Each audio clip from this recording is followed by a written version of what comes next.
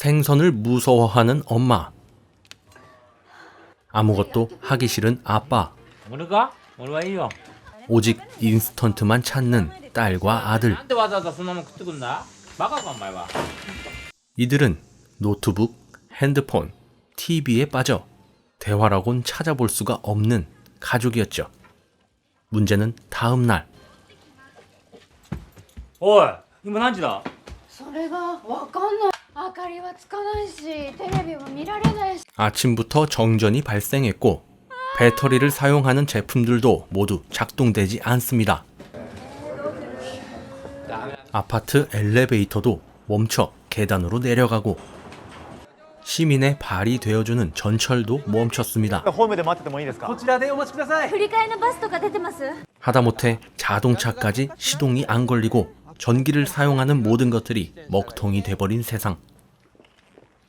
회사도 학교도 마비였죠. そうなの。あっちも。全部見たいよ。あ、そうだ。私ろうそく買わなきゃ。私もだ。 동네 엄마들을 따라 혹시나 하는 마음에 마트를 찾은 그녀. 카드 결제가 불가능했고 오직 현금만 가능합니다. 그렇게 3일째. 모든 생활이 엉망이 되어가고 회사도 학교도 이젠 의미가 없습니다. 물을 퍼올리는 장비도 전기로 움직이기 때문에 이젠 물도 마실 수가 없었고 7일째 도시는 완전히 마비가 되었습니다. 사람들은 생존을 위해 떠나기 시작했죠. 上の階の加藤さんって知ってる？顔見ないの。 이 사태로 인해 죽어가는 사람들까지 생기기 시작했습니다. 가족들은 외할아버지가 있는 시골로 떠나기로 하죠. 自転車で行く。カンパチをまっすぐ。嘘？マジ？大丈夫だ、任せとけ。 카드가 사용 불가능한 지금 비행기를 타기 위해 현금을 모으는데 これなんかあった時のためにね、取っといたの。 역시 엄마가 최고. 다음날 짐을 싸들고 출발하는 이들. 물과 음식이 점점 더 귀해지기 시작했습니다. 갈수록 비싸지는 물가. 또다시 엄마가 빛을 발하기 시작하죠. 1本500円だったわよ。これじゃいつまで経っても売れないわよ。これ全部買うから1本600円にしてよ。 역시 엄마입니다.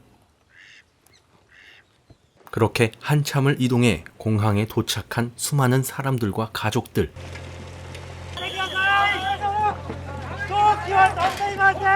예상은 했지만 역시나 움직이지 못하는 비행기. 점차 공권력도 무너져 갑니다. 1인당 3만 엔이나 하는 미친 물가. 嘘？行くの？鹿児島に？自転車で？ 이렇게 된 이상 자전거로 고향까지 가보기로 합니다. 아, 아래 밀어. 멀쩡한 자전거를 발견한 아빠, 그리고 한 상점의 모습. 돈은 더 이상 의미가 없고 음식이 곧 돈이었죠. 롤렉스. 명품 시계와 고가의 자동차도 필요가 없습니다. 何それ。マセラティ。買えなさいよ。あの、何持ってんの？ 자전거와 쌀을 위해 아빠의 소중한 물건을 넘기는 엄마. おい、それ俺の。あとそこのお米も。おい。 그렇게 휴게소에서 밤을 보내기로 한 가족들. そのお水1本分けていただけませんか？ 이젠 돈 주고 살 수 없는 물과 음식들을 지켜야만 합니다. 그날 밤, 웬 낯선 남자가 물을 훔치고 있습니다. 何やってんだよ。捕まえろよ、お前。 열심히 쫓아간 아들. 그런데 이들의 모습을 본 아들은 차마 물을 뺏어올 수가 없었죠. 다음 날 음식을 구하기 위해 마트에 들어갔는데 え？ツナ缶と猫缶同じ工場で作ってるってネットで 고양이 참치캔을 구한 아이들이 한번 먹어봅니다. 역시나 맛은 영 아니었죠. 그래도 어쩌겠습니까? 살려면 먹어야죠.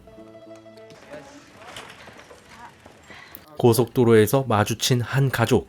그런데 너무나 풍요로워 보입니다. 비결이 뭘까요? 水とか食料ってどうして苔とかが生えてれば毒素がない証拠だからそういう水を 가족들은 이들에게 꿀팁을 전수하고 있습니다. こういう大箱とかタンポポとか面から直に葉っぱが生えているものは大抵大丈夫。 이것도 인연일까? 사진 한 장 찍어주는 남자. それできたら送ってください。住所書きますね。 그런데 어딘가 좀 기분이 안 좋아 보이는 아빠. 자신보다 유식한 저 가족들에 대한 질투인 것인가? 어느덧 43일째. 俺についてくればなんとかなるって言ったでしょ。 드디어 가족들이 한계에 부딪히기 시작했죠. お父さんはそういう人なんだから。 이젠 아내도 편을 들어주지 않습니다. 잠시 후 맛있는 냄새에 이끌려 찾아온 이곳. 얼른 줄을 서보지만 まあなちょうど今終わってしもうたわ 조금 전에 들었던 가족들의 원망 때문이었을까 절대 굽히지 않을 것 같았던 아빠가 고개를 숙이게 된 순간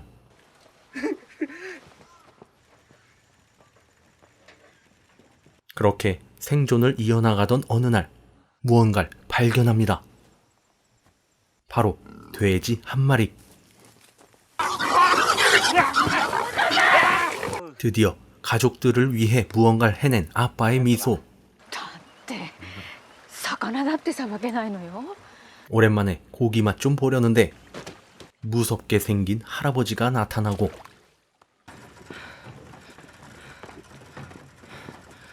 할아버지를 따라간 집엔 먹을 것이 넘쳐났죠. 腹すきおらんか。 얼마 만에 먹어보는 따뜻한 밥인지 게다가 시원하게 목욕도 하고 따뜻한 이불에서 잠에 드는 가족들. 하지만 세상엔 공짜는 없습니다. 집 나간 돼지들을 잡아와야 했죠. 頑張ろうで。 며칠 후 할아버지가 제안합니다. ずっとここにおってもろてもええんじゃけどの。考えてみてくれんかの。 자식과 손자들이 그리운 할아버지. 하지만 이들은 떠나야만 했죠. いいんですか？ 어느 집이나 그렇듯 자식들을 향한 부모의 마음은 모두 똑같습니다. 다시 길을 떠난 가족이 마주한 위기. なんで？橋なんかないじゃん。 강을 건너야만 했고 마치 준비라도 해놓은 듯 놓여있는 뗏목 재료들. 俺とケンジがピストンで運ぶ 자전거를 가지러 다시 돌아가는 아들과 아빠. 그런데 허술하게 만들어진 뗏목은 금세 부서지고 말았죠. 아들은 살았지만 아빠는 빠져나오지 못했습니다. 그렇게 어느덧 94일째. 철로를 걷는 이들에게 나타난 시바견 한 마리. 그런데 이 시바견이 친구들을 데리고 왔지 뭡니까?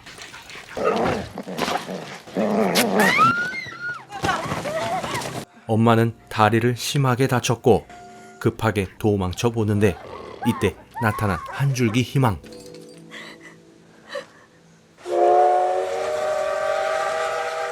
전기가 필요 없는 증기 기관차였습니다. 電車ね。あほんで 아빠는 여기 있습니다. 그는 다행히 살아있었고 홀로 남겨졌는데 무슨 우연인지 그 앞을 지나가는 기차 그리고 살기 위해 불을 지피는 아빠.